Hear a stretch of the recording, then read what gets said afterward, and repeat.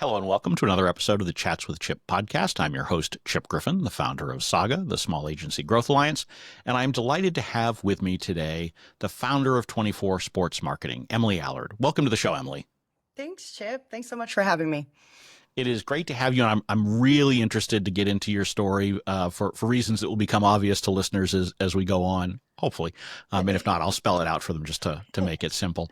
But before I do that, why don't you just share a little bit about yourself with our listeners? Sure, sounds good. So my name's Emily Allard. I was born and raised in the Bay Area. I grew up playing sports literally since I could probably walk, is what my parents would say. I ended up playing softball for about 21 years and was able to take that career into Division I and then for a couple of years into the pro league at the time.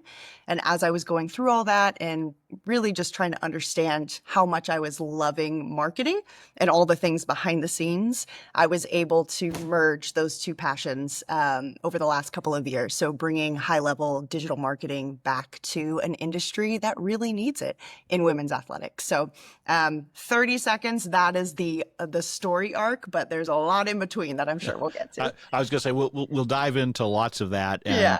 And you know, I love that you were able to take something that was a passion of yours for most of your life and find a way to parallel that as you moved into the agency world. And you know, there's a lot of debate in agency circles over whether you should have a passion for the kinds of clients you serve and the work you do, or whether it should just be profitable work. And I'm a firm believer that there's a Venn diagram where those two can intersect, and you just need to find it. Sure. I think that's a great point. And I am definitely the type of person who wants to wake up in the morning and like enjoy opening my laptop and enjoy what I'm doing. That is me for sure. So I lean on that passion side as well, very much. Excellent. And you know, my view is if you want to be miserable, you just go get a regular job. It's a lot less stressful than running your own business and all that entails. So 100%. Go be miserable and let someone else cut you the check. I like it. I like it. For those of you who may not know, one of my side businesses is sports photography. And so that's one of the things that particularly drew me to this conversation, and the fact that you have a background in sports. And, you know, I kind of dabble with it. For those watching on video, you can see a picture of a mocked up front page from the local newspaper where they were thanking me for some of the pictures I had given them over the years. And so it's always part of me. And so, you know, finding this intersection is really interesting because we don't see this all that often.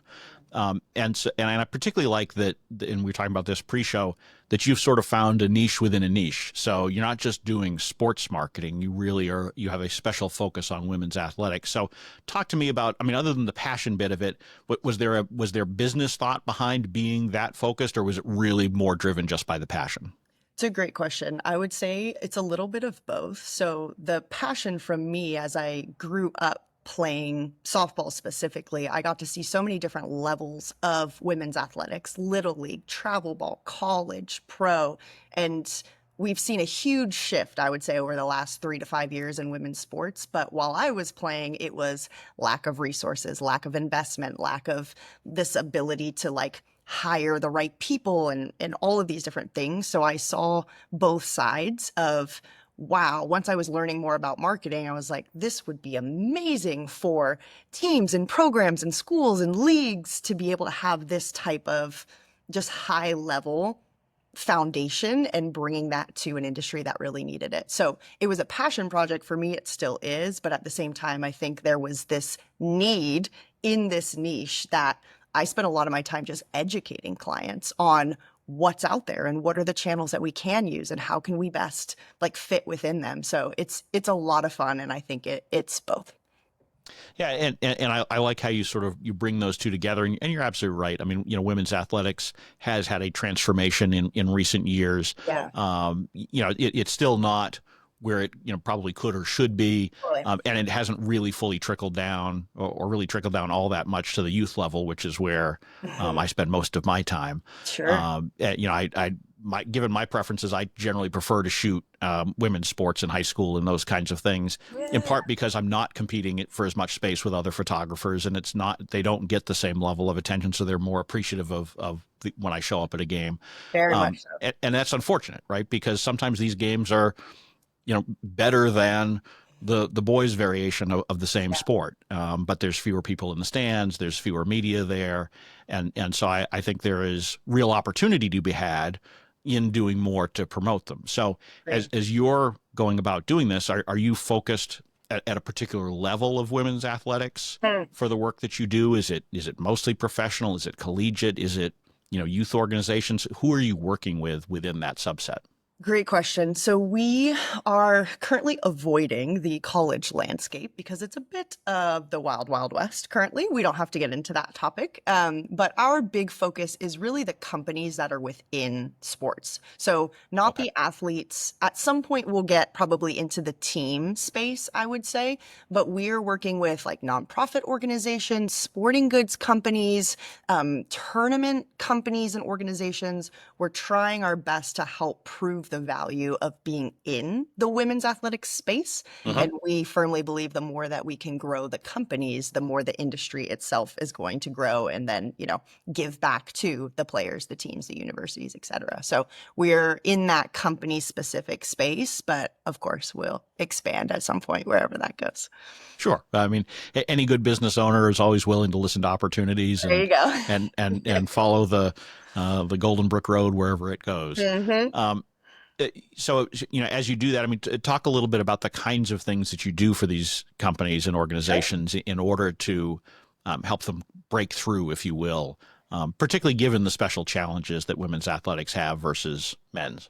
Sure. So I think I mentioned this a little bit earlier, but a lot of what we're doing is education of just, tell me about your marketing efforts right now. A lot of times we're working with companies that have really small staffs or, a lack of resources, lack of budget. So us even just coming in and being a second pair of eyes, a sounding board, like, oh, this is really interesting. Tell me more about XYZ. Have you ever thought of doing paid media or we have some clients who are still emailing like BCC, not using a platform. Like we are really working to elevate this level of marketing, right? So we have certain services, email, organic, social, paid media, SEO, things like that. But a lot of times, again, we're educating clients what SEO even is.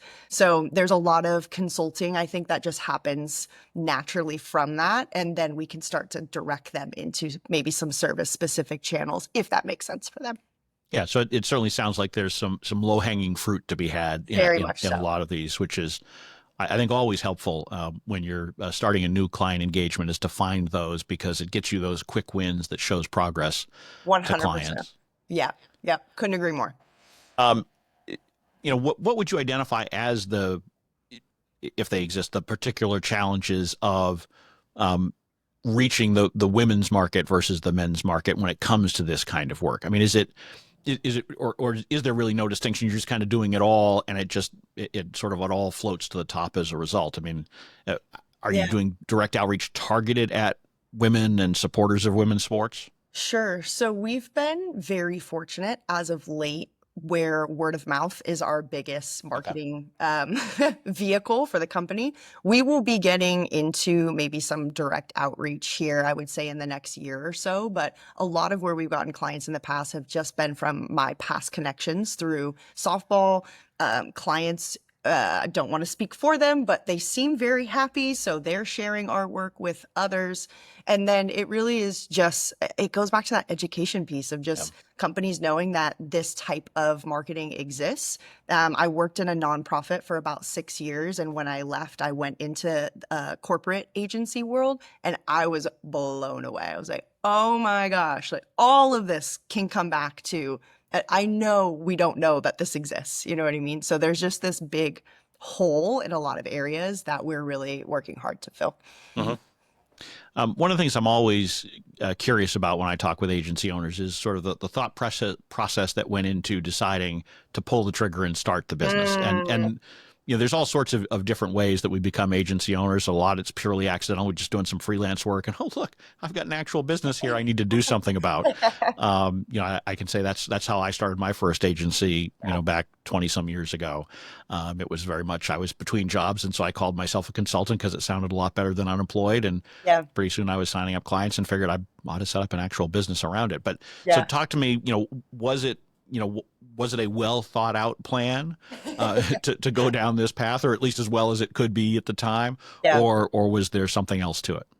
Great question. I had a very similar path as yours. So once I went to that corporate agency side, my first freelance client, real client, was the company that I used to work for. So stayed in touch with my boss, who is a dear friend and mentor. And as soon as I left, maybe 6 months later, she was like, what you're doing now, do you think that would help our association? And I was like, absolutely. And then again, it's this education conversation of here's what I'm learning. This is how it's impacting. This is how we measure. I would love to see what we could do, with the association for this. So that's how it started. As that builds, to your point, now I'm up at 6 a.m. working on my freelance clients, starting my real job at 8:39.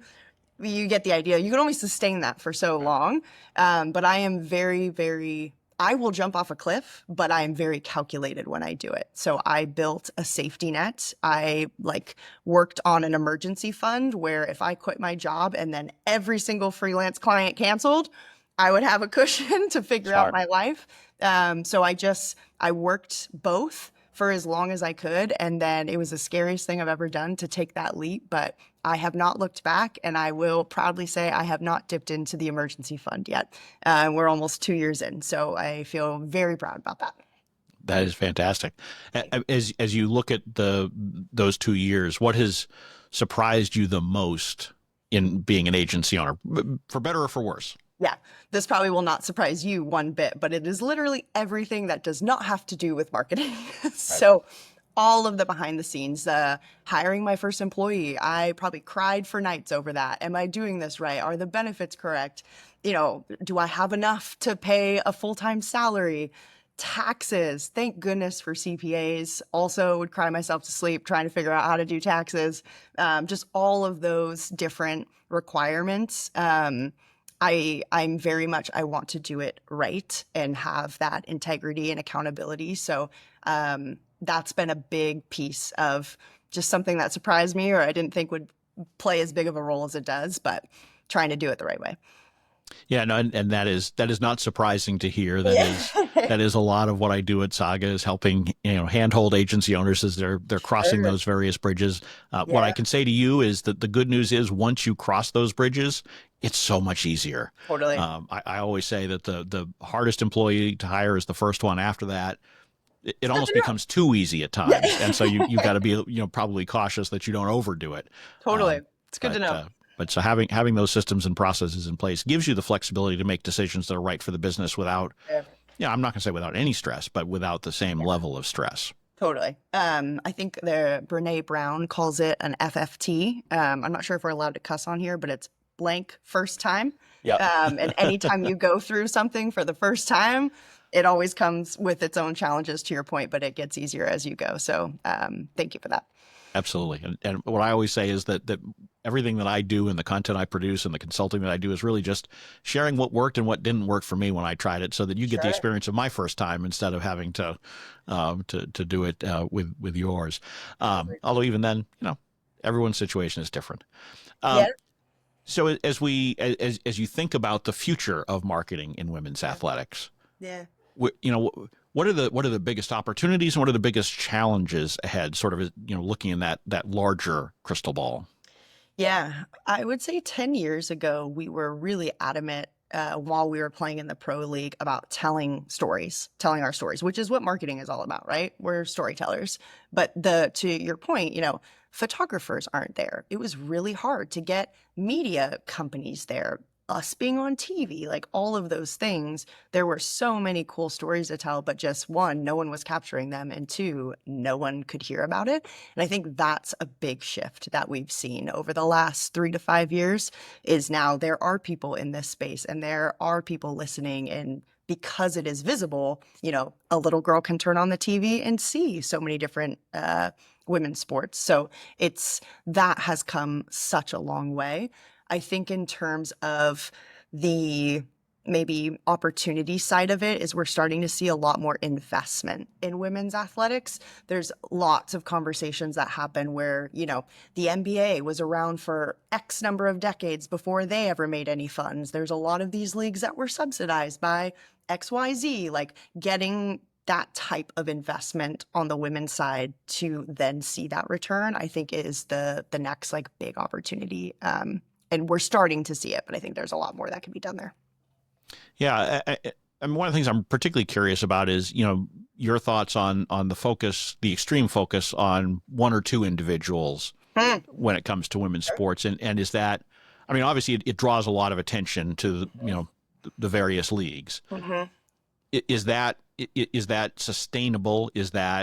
Do you think that then lasts 5 or 10 years down the road, even as the personalities change? Do they have to get replaced by new personalities? I'm Yeah. curious because it strikes me that the growth in a number of things. I mean, if we look back 25 years ago to women's soccer, that was it was personality driven by a single team. Mm-hmm. Now we're having the WNBA driven by Mm-hmm. one or two personalities. Sure. I'm Sure. curious, your thoughts on that as a marketer Yeah. and what that means long term. It's a great insight. The thing that comes to my mind first is it's a double-edged sword, right? Like there one to two individuals have certainly put a league farther on the map, let's say. Everyone knows that the WNBA has existed. Now we're on this whole different level because of one or two faces.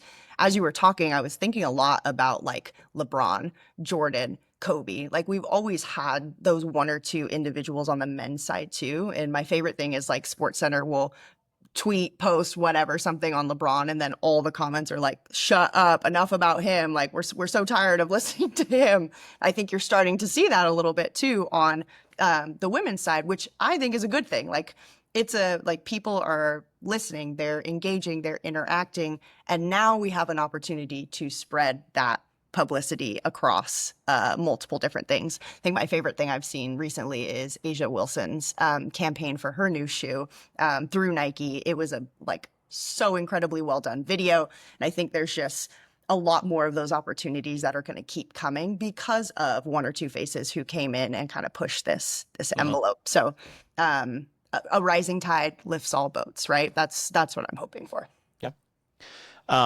And do you foresee this trickling down to more of the youth levels, and maybe changing attitudes and attendance, frankly, at a lot of those things, or is it really is that a longer road? I mean, you've obviously experienced every level possible Yeah. within women's athletics personally, and so you probably are better suited to speak to that than just about anybody. I appreciate that.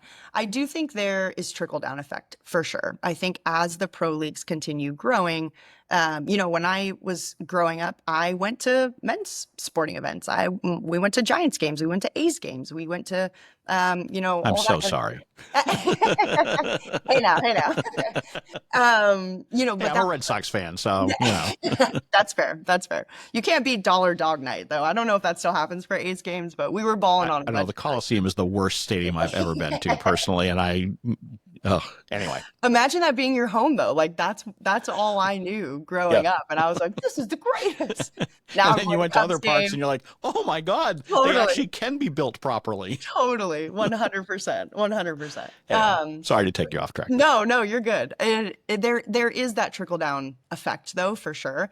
I think what will be interesting and why I'm not a good person to talk about this is I'm not a huge fan of this NIL landscape. Like I certainly think that we should be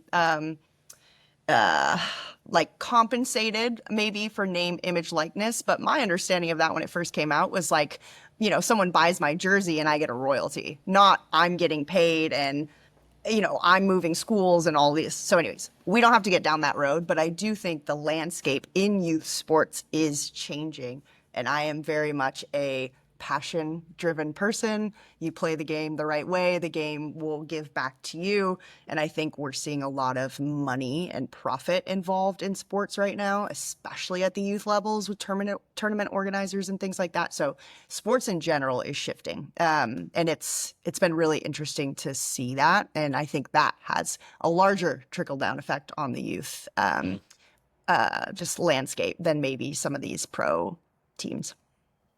So with all of these changes taking place and your optimism for where things are headed, Yeah. what does that mean for your agency? Yeah. Where do you see yourself headed in the business, and what are your ambitions for the future?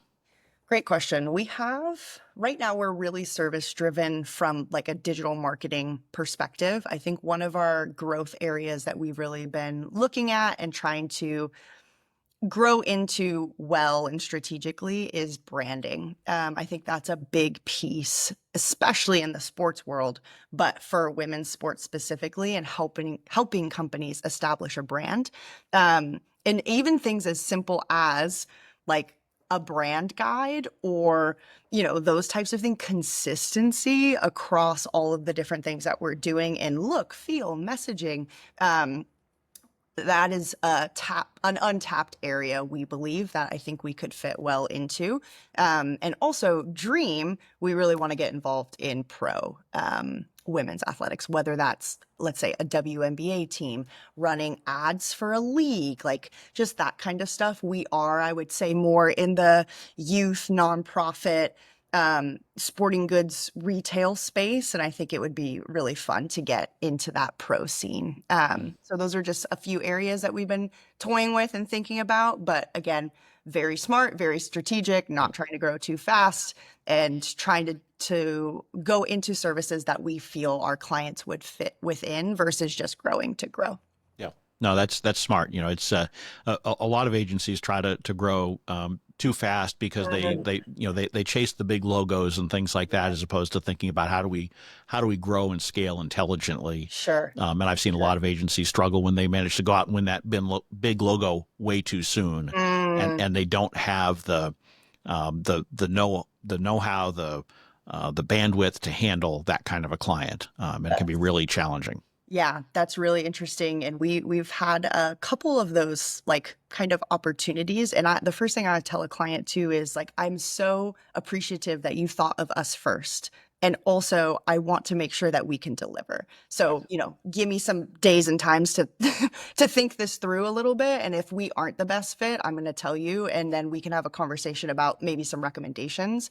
But I don't know if it's because it's mine or like I started it or whatever that is, but I just feel this protection around the integrity and wanting to do good work for our current clients versus what you're saying, chasing some of these other logos. So that's definitely something that has come up a few times for us.